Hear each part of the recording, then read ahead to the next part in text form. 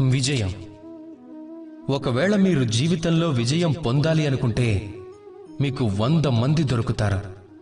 అలాగే వారు 100 దారులు చూపిస్తారు మీరు విజయం పొందటానికి. గంటల కొద్దీ కష్టం, ప్రయత్నం, సహాయం, సంకల్పం ఇటువంటి విషయాల మీద ప్రసంగాన్ని ఇస్తూ ఉంటారు. 100 మార్గాల ఉదాహరణలు కూడా మీ ముందుంచుతారు.